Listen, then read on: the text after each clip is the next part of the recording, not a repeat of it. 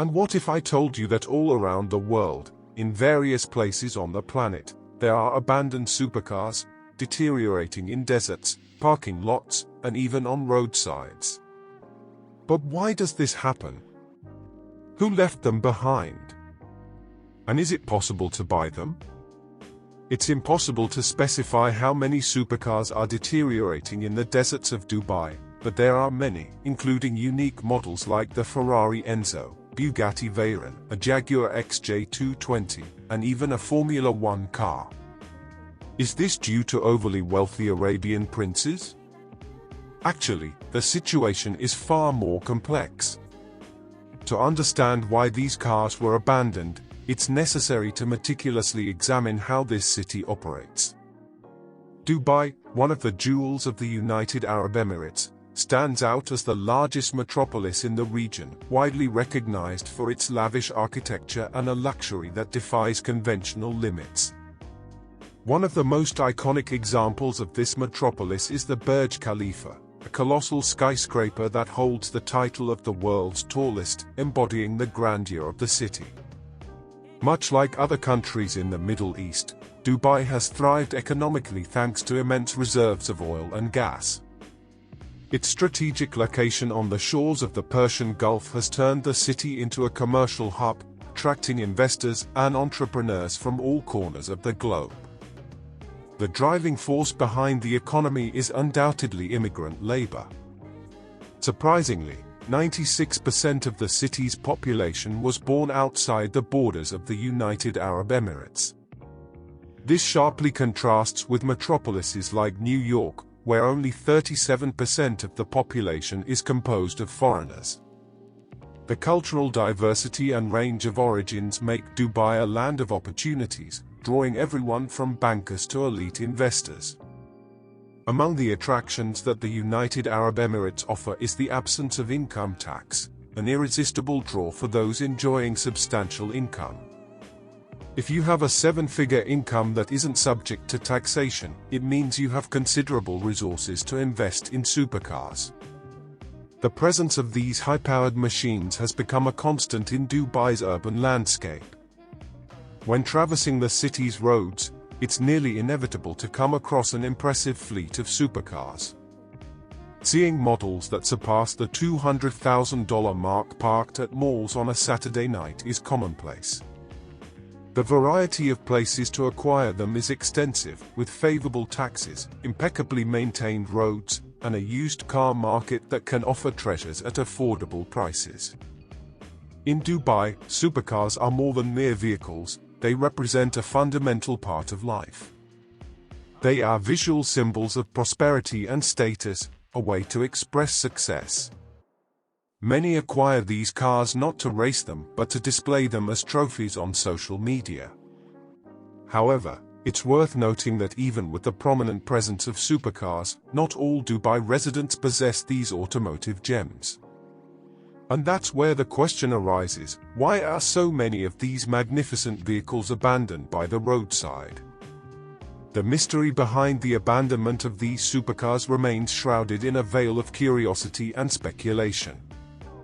Well, the answer has a lot to do with a specific set of strict laws that shape the unique landscape of this city. Living in Dubai entails understanding and strictly adhering to local laws and customs.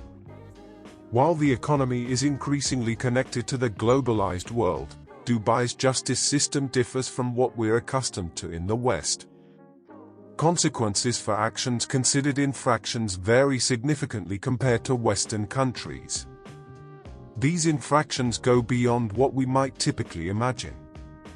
Theft, for example, is illegal anywhere, but in Dubai, even leaving unsettled debts, such as a mortgage or financing for a supercar, is treated as a criminal act comparable to theft.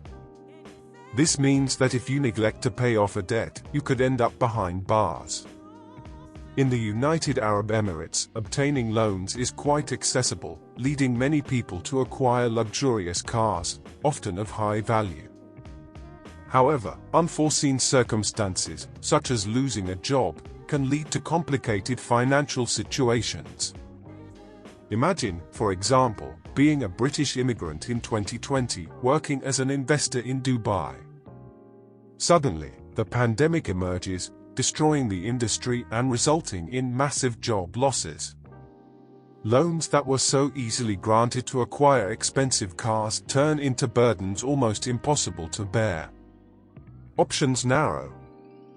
Faced with this crossroads, choices can be tough.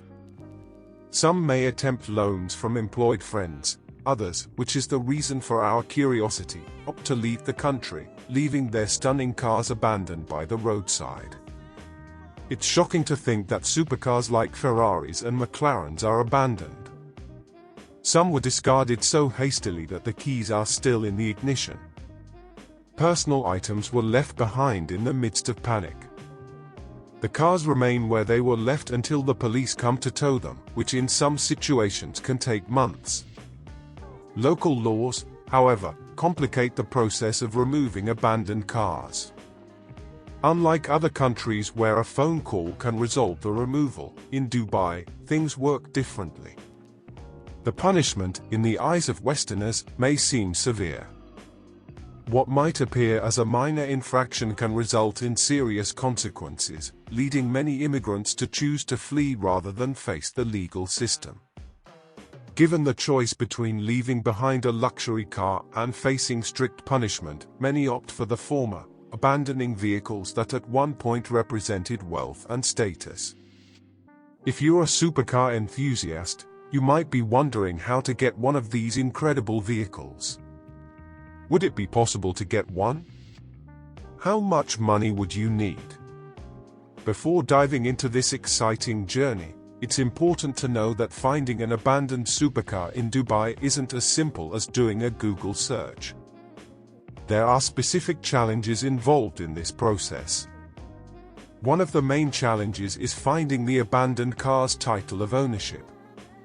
Usually, these cars were acquired through bank loans, and the bank holds the title as collateral until the loan is fully paid off. If the car owner disappears and stops making payments, it becomes difficult to determine who the owner is. Additionally, you won't have information about the outstanding loan amount. If you don't act swiftly, the Dubai police can acquire these abandoned cars and turn them into patrol vehicles. Even though the police traditionally use cars from Chevrolet, Toyota, and Nissan for patrol, some luxury cars are also used.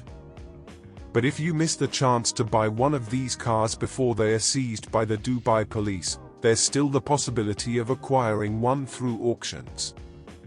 These auctions offer the opportunity to bid on supercars at lower prices than the market value. This means you could have your dream car for a much lower cost than usual. However, it's important to remember that many of these auctioned cars have interesting, not always positive, histories. Some might have suffered significant damages, from minor body issues to flood damage, and in some cases, even total vehicle destruction. If you find this bureaucratic process too complicated, there's still hope. Specialized companies, like Carrera Garage and Rush, focus on acquiring these supercars for incredibly low prices, fixing them, and reselling them. They can streamline the entire process for you, for a reasonable fee. While most people don't have the resources to acquire a supercar, it's intriguing to know that if you're lucky, you might have the chance to buy a perfectly functional, albeit dusty, Ferrari for a much lower price than usual. So, who knows, the next owner of an abandoned supercar in Dubai could be you.